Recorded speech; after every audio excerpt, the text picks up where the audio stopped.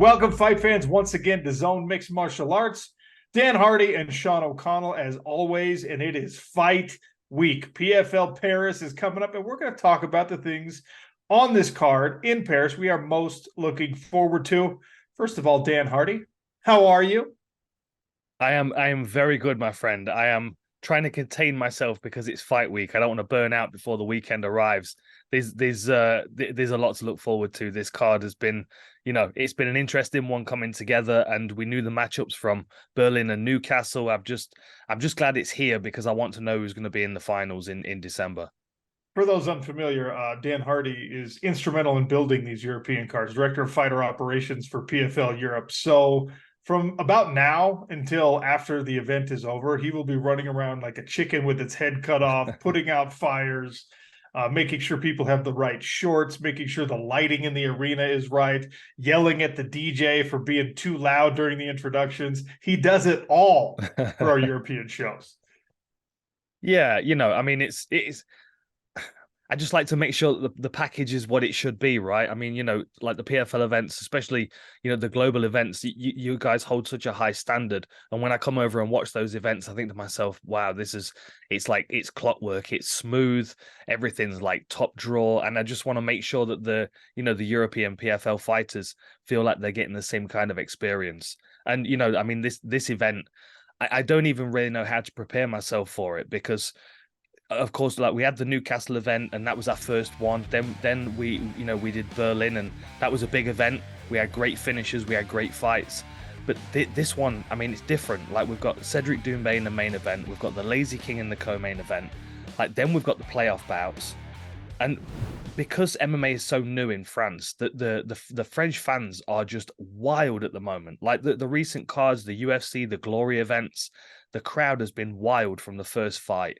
And I just know that this card is going to deliver. So the fans plus the card, I can't wait. I can't wait for the event.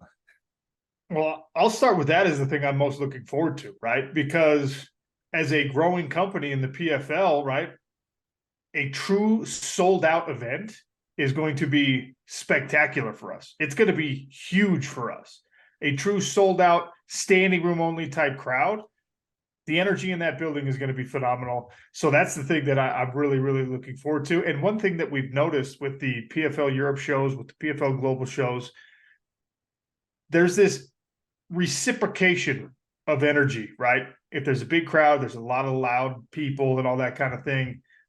At the end of the day, the fighters are motivated by that, whether on purpose or it's subconscious.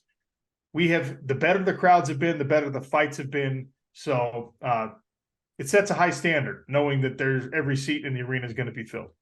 Yeah, and you've got that anticipation building as well because I mean, Abdurakhimov, he's a main event fighter. He's a two-weight champion from Aries. Him in the co-main event, and then Cedric Doumbé in the main event, and there's a lot of tension between him and Zebo. So that's going to be a part of the conversation in the arena while people are waiting for the fight to happen. I mean, I've been back this last week and I've watched, as much of Cedric Doumbé's kickboxing career as I could find. And he's such an exceptional striker. And all the way through his career, he was getting better. He was evolving. And like, this is his fifth MMA fight. Like, if we're throwing out things to look forward to, I'm looking forward to seeing what about Cedric Doumbé is a surprise, because there's going to be something. Like, is he going to come out and wrestle? Is he going to come out with submissions? Is he going to have added something to his striking game that we've not seen in kickboxing? Because, like, he shifted gears all the way through his kickboxing career. And, he's still early in MMA. I would imagine he's learning new stuff every day that he can use straight away. Great main event, great co-main event, but the whole thing is built around this Champions League of mixed martial arts format, right? It's about progressing through winning a championship in PFL Europe, maybe getting an invitation because of that success to the PFL Global season where you can chase a $1 million PFL Global Championship. Look, I know that everyone's motivated by the cash prize, 100 grand to the winner of PFL Europe in every weight class. But knowing that there's a path in your career, I think is really something that has got a lot of these fighters excited, right? Because they can see that carrot being dangled, not just the check at the end of the year after Dublin, but Well, then what happens? They're all watching PFL Global, seeing where they fit into these weight classes. And as I've said many times on the show before, I really focus in on the light heavyweights because globally, that is one of the weight classes where there's a big opportunity to make an impact quickly. In the PFL, that's true. And we have some stellar talent fighting in Paris. I love the Simeon Powell Arami matchup. It's smooth Simeon Powell versus a guy with really big power. Has he been hit that hard? Has he been tested like that already in his young career? And then the virtually unknown Slovenian, who's an absolute physical specimen, a monster, an Olympic caliber athlete in other sports, who now has decided to take on the MMA challenge in Jakub Nedo. I am very excited about these light heavyweight matchups, and that's almost always the case for me. But with the actual personnel, right, with the bodies that are squaring off in these contests, Dan, it's got me amped up. Yeah, and the way that they're matched up as well. So like the reason why I like these matchups is you've got Simeon, who of course is a long range striker, but now we've seen his grappling game. Now we've seen that he does have submissions as well. Arami fills that space between the two, right? Arami's that tight, compact body puncher. Simeon Powell's got a long reach, but he's got a long body as well. He's going to be wide open for a lot of those shots if he allows Arami to get inside that pocket, which he's going to because he's confident in his power. And then, you've got size and strength versus speed and power in the other fight. I mean, I feel like Salomon, he just moves so well in this weight class because he's not really cutting too much weight. He's not, he's quite undersized for light heavyweight. But ultimately, if Nedo connects with him, like I watched a fight of Nedo's earlier today before he signed with the PFL, where he hits this guy, and this guy 5 minutes later thinks he's still in the fight. He's like trying to grapple with the referee. He got hit so hard. Terrifying individual. And the one other thing to look forward to as well, we haven't seen the belt in real life yet.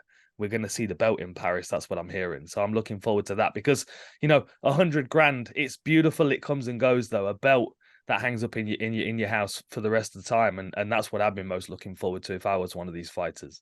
That's really cool. Yeah.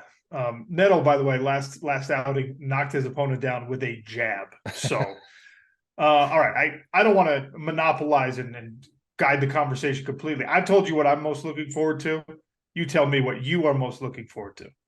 Oh man. I mean, honestly, I could focus in on any single one of the fights on this card. I mean, there's been a few shifts and changes, but like Chanel Dyer is making her debut. Like people don't really know about Chanel Dyer outside of the UK and Europe. She is an absolute phenom. She's so decorated in her kickboxing, Muay Thai career, amateur MMA. We've signed her. She's 2-0 right now, coming in to make her third fight as a pro. Very excited about her. The bantamweights for me is probably the most competitive of all the weight classes. Any one of those guys could win it. You've got Malambo, who was unhappy with his performance in his last fight against Nutsi, who had a really standout knockout, and then that face-off with Taleb against Kakarov. I just feel like those two fights are going to be absolute barn burners. And then we've got the Irish contingent as well, Dylan Took and John Mitchell, both trying to get to Dublin. That's a different kind of pressure because they're both going to want to fight on home soil. They want to bring that belt home. And there's a possibility that they might fight one another, which would be even crazier. That bracket is absolutely phenomenal. And like you, I have a hard time identifying like who the definite finalists are going to be there. I want to note Dakota Ditcheva has been building herself, I think, at the right pace, and now it accelerates, right? Cornelia Holmes, a tough test. Obviously, whoever comes out of the other side of the bracket's a tough test. And we'll be honest, the full expectation is that Dakota Ditcheva represents herself well enough and either wins PFL Europe or accounts well enough in a final to earn an invitation and be part of the PFL global season and maybe a cornerstone for a new weight class moving forward. She has all of the kind of component parts for a true MMA star, right? Great on the microphone, great in interviews, absolutely savage when she's out there with her technique and her aggression. And from everything I'm hearing, she is holding her own in a very loaded American top team training room, right? So she's got youth on her side. I mean, we are, I think, going to be witness to Dakota Ditcheva's like real birth as a star in the sport of mixed martial arts, but it is still the sport of mixed martial arts. So you never know what might happen. And the best way to earn yourself a little attention is to derail a hype train like Dakota's got. Yeah, absolutely, and that's the thing. You know, Cornelia Holm is coming into this with nothing to lose and everything to gain. She knows that she's got a tough matchup, and she most likely knows how this fight's going to go in her head. She's going to be in for a fight, whether it's on the feet or on the ground. Dakota's proved her ground game, you know, against Malin Hermansen in her last fight. So it gives Cornelia an interesting problem, doesn't it? Like, does she want to fight her at range and try and deal with her kickboxing, or does she question whether her ground game's, you know, as good as Cornelia's, or, you know, potentially better? Like, Cornelia's you know, she's been around the MMA circuit for a long time as an amateur and a pro. She has a lot of experience, and we saw how she bounced back from that head kick in Newcastle. Like, she's a very durable individual, and if she starts putting pressure on Dakota, you know, takes that range and reach advantage away, it might be a very, very different fight, forcing Dakota to work in you know, uncomfortable pockets up against the fence and stuff. You just can't count out Cornelia Holm at all. And then on the other side, you know, unfortunately, Greta Eckhart is out of the fight. She's been replaced by Manuela Marcanetti, who's a Cage Warriors veteran, you know, a very, very tough, durable individual as well. Loves to stand in the pocket and trade punches. Great takedown defense. She trained for a time at GB Top Team as well. She stepped in, and she's going to be fighting Valentina Skititsi, who is, I mean, you know, for someone that's got 3 fights, someone to not be underestimated at all. She might surprise everybody here, because what we saw in her last fight was grit and determination, as well as good wrestling ability. So PFL Europe Paris event, a little something for everybody. If you're looking for the high level grappling, that's represented on the card. If you want the high level striking, obviously in our main event, you don't have to look any further than that. If you're just in it for the trash talk and the pageantry, the Irish contingent is going to cover that for you. A little something for every sports fan, not just MMA fan. And of course, we're only days away in Paris on DAZN.